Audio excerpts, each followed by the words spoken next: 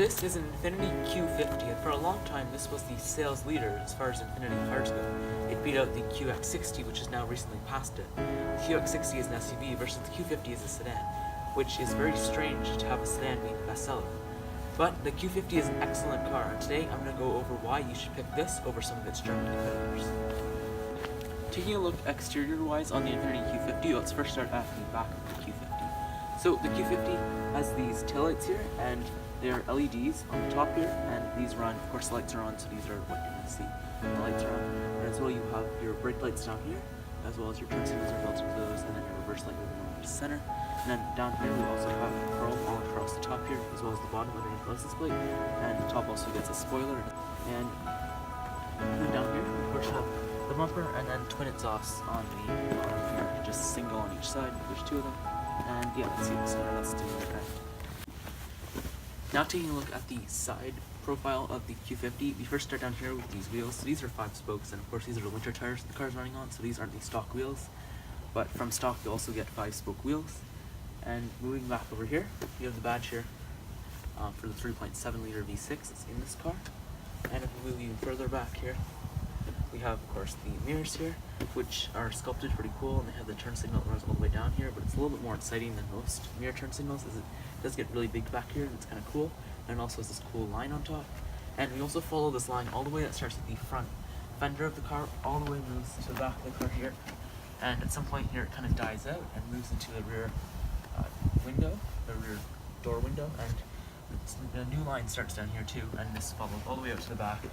And it kind of has a cohesive look to it, but it's also kind of cool to look at. And Infinitis do really specialize in their kind of rear end design here. Thinking mainly of the Q60, how it basically has a cool backing here. This car also has it, so it has this little chrome piece here that's kind of cool and weirdly shaped, which is kind of what Infiniti likes to do on these cars here. And then we also have another line that moves all the way over to the trunk and follows into the rear fender. These door handles here are also kind of cool. They're a little bit of an unusual shape here too. And then there's a piece of chrome that runs down them, like so. And they're kind of low compared to a lot of cars. Most cars have them kind of more up here maybe, but this car's kind of low to reach down to, so that's just one thing on the side, but it's not a big deal. And then lastly we have this one piece of chrome that runs all the way over top the window.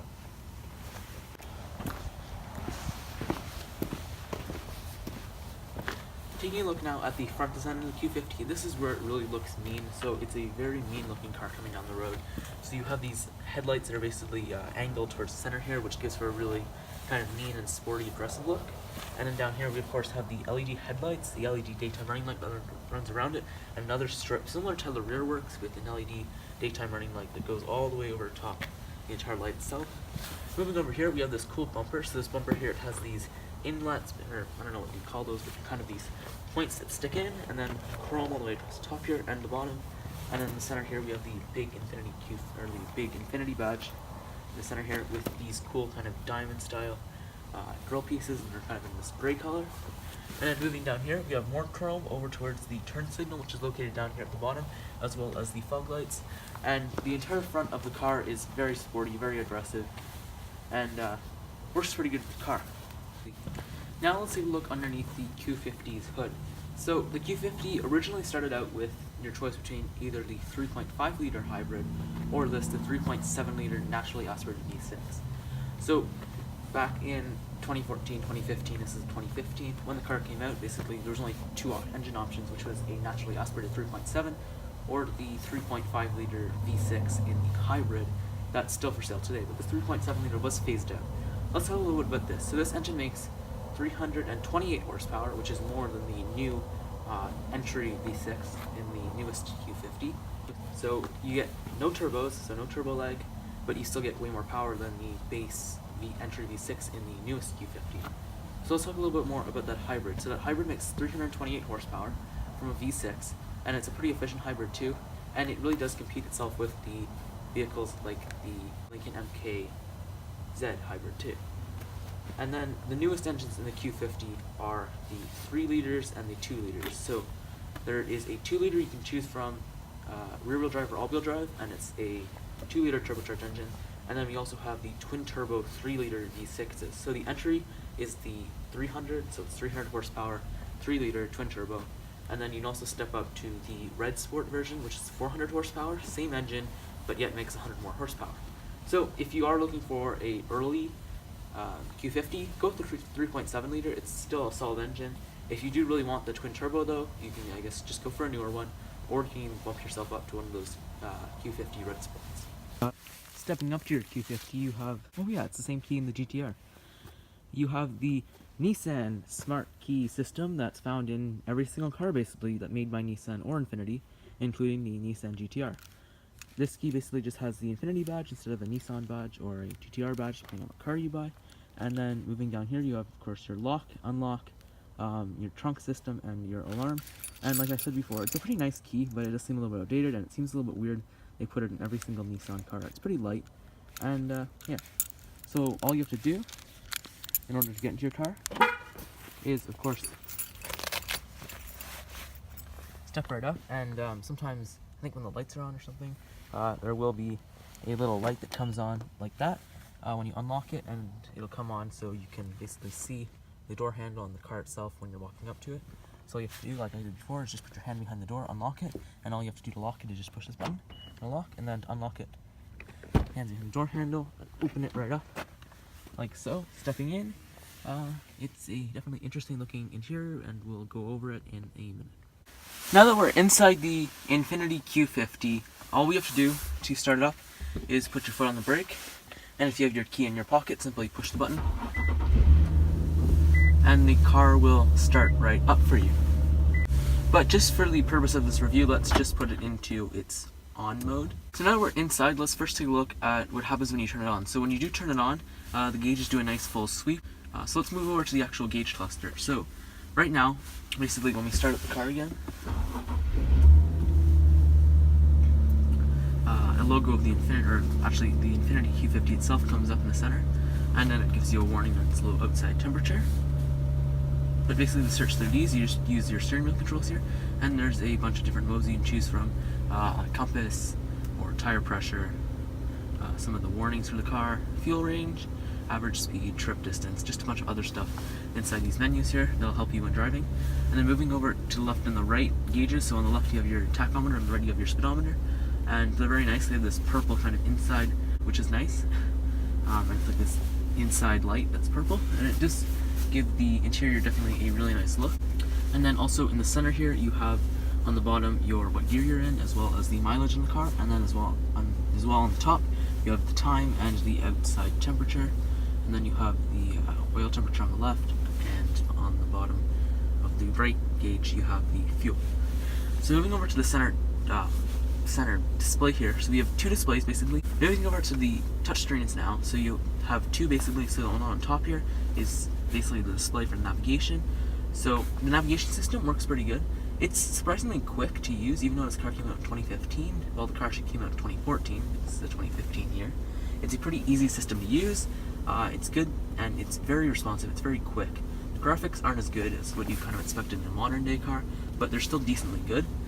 And then of course, if you are looking to get destinations, you can simply go down here into your destination tab, and you can look through them, and you can pick your different destinations through here on the bottom touchscreen. And then there's also some other navigation things, like if you just want to go home or points of interest. Moving down here, you have your car apps, so you have different things for your phone if your phone's hooked up, the vehicle settings, vehicle information, and then you can actually go in here and check your calendar, your email, and all the stuff like that, as well as some things to edit the actual car. So things like changing different screens and stuff like that, as well as editing kind of your user here. So if you go in here, you can kind of put into things who you are. And yeah, just moving through here, there's a bunch of apps you can use, including there's actually a driving performance app here, and it'll kind of display how you're driving. There's performance meters, very similar to how in the GTR actually, which is kind of cool. And now moving over here, so it's a little bit dark, so I'll just kind of explain it to you. So on the left here, you have these buttons for the climate control, so it's dual zone. So on the top here, you have your up and your bottom for the different temperature. On the right here, you have the same thing for the passenger side, and then you have automatic climate control here and the fan speeds. So you have the button here to make the fan go up. It's actually kind of like a bigger fan, and then the button to make the fan speed go down is like a smaller fan, so you can kind of know up versus down. And then we have here where you want the air to come out. So there's different modes you can cycle through here, and when you do push buttons, they actually show up here. They pop up on a banner, and then you can actually control temperature and stuff like that. You're always displayed temperature for each side, but when you actually want to perform certain tasks like where the air wants to come out or how much air, it'll just push here. Moving over to the other side here, we have your defrosters, and if you want the air to recirculate or not, as well as the button to actually just turn off the climate control completely. You turn it off there. Moving down here, we have another button if you want to actually turn this into the climate stream, as well as you can just have the normal menu system like I've shown you before. And then here's your button here for the audio, so when you actually turn the audio on, you can go through here and you can search through where your source wants to be. So currently it's set under CD, and you can actually switch it over to FM, AM, Sirius, and all that other stuff here. They're here, and you can search through presets down here.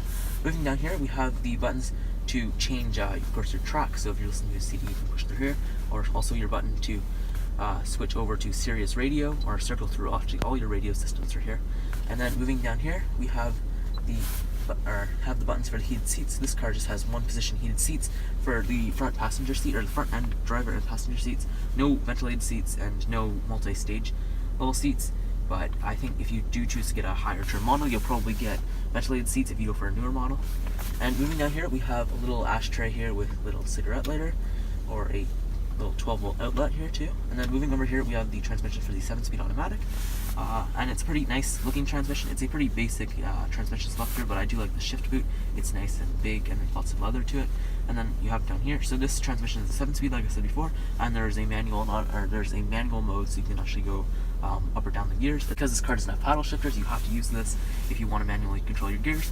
Down here's a little swivel wheel, which is nice to use actually. So it would control the navigation screen up there, and it's actually really cool to use. It's kind of like what the Germans do, or lots of other brands now are going over towards the system with a little wheel, and then you can search through OK here, and there's just a bunch of choices. And then you can actually move over left or right, kind of similar to how it works in the Acura system. And then moving down here, we have the control for the driving modes, and if you do, you'll switch over here on the top screen, and you can switch between a personal mode, the one you set through the vehicle setting mode. You can choose a sport mode, the normal standard mode, and eco mode, and well, the snow mode for winter driving. And then moving down here, we have two pretty small sized cup holders, but they have these little kind of tabs in them to keep your drink in place when you're driving. And then moving over towards the center console, it's a decent sized center console, not the biggest I've seen, but also not the smallest, and it works pretty good. Taking a look now towards the steering wheel is a pretty simple leather steering wheel, but it is kind of sporty too. It's nice to hold on to. And then of course on the left here, we have your buttons for the radio, and on the right here, the cruise control buttons, and then of course wiper stock and turn signal stock here. Taking a look over towards the top here, we have the sun visors here, and they also have a mirror that lights up, and a little kind of area here that you can actually slide something into. So whether you want to put a garage door opener or a piece of paper or something, I don't know, up here, there's a little slot for that. And then we also have a sunglass holder up here too, if you want to put an additional pair of sunglasses up here. And then we have your buttons up here, so there's a button for the sunroof in the center here, and then of course the lights, and you control the lights in the rear there, which made it a lot brighter. I probably should have put those on originally. And then moving over here, we also have the controls for the dome lights here too. And then same on the right here. And then also we have this HomeLink system. And if you don't know what HomeLink is, it's basically a garage door opener system, so you can actually open and close garage doors with it. Like you'll see right there, it's closing the garage door, and that's pretty cool. And then moving to the quality aspect of the car, so let's first take a look at the door panels. So on top here, you have this kind of harder touch plastic, which is very nice, but you also have lots of leather down here, very similar to GTR. It's not the softest of leather, but it's also kind of cold, so it may make the leather a little bit harder. And then of course we have a nice armrest down here too. And then moving over here, we have the window controls, as well as the lock controls and the mirror controls, and then the door handles, which are actually pretty nice. They're kind of a cool door handle, not just some boring old pull handle. It has a kind of upwards slant to it at the back there, and it's really curved. And then we also have this kind of fake aluminum trim here, looks nice, as well as some plastic up here that's painted silver. And then up here, we're taking a look here, it's the same kind of harder touch plastic here. It's alright, it's not terrible quality, but the car doesn't really have that much soft touch material. What's nice here though is the leather, so when your legs are up against this here, there's lots of nice leather here, and it's nice to use, it's nice and padded, and that's basically the interior. So let's now take a look at the rear seats. Once again, I do apologize for it being dark. I had to film this car review kind of later, so it's going to be a little bit dark. So sorry if you can't see me. I'm also using my GoPro, which might get better light. But basically, we'll go over an explanation. So what does kind of brighten up the exterior, or the back seats here, are these dome lights on the side, which are nice. But let's talk a little bit more about comfort. So the rear seats of luxury sedans are usually used for carrying people around, but not so much as a real kind of like luxury chauffeuring surface, but more as kind of just having additional space to put people in, like most back seats in cars. So you have this nice leather back here. It's really nice, and it's a nice place to lean back. The front seats moved pretty far forward, which means I do have lots of leg room here, as well as a little bit of foot room underneath here. If you're wearing larger shoes, it's going to be a little bit tight because the seats sit pretty low to the floor. And then moving over here towards the quality aspect, it's very similar to the front. You still have this leather down here, hard touch materials, and some of the aluminum trim up here, as well as the cool door handle. No rear heated seats in this car, although you do have these nice window controls here, and you do have a pair of air vents for the rear seats here.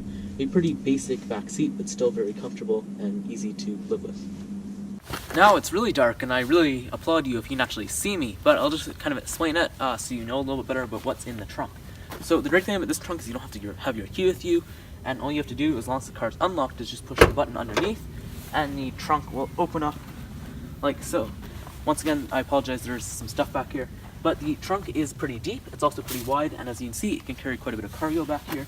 It's an average size trunk, smaller I think than the TLX I reviewed, but it's pretty class kind of in the middle because, like I said, the TLX is slightly bigger than a 3 Series or this. So this is kind of average trunk space, similar to what you find in a A4 by Audi, a Mercedes C-Class, or a BMW 3 Series, and it's pretty good. The seats also do fold down, 60-40 split.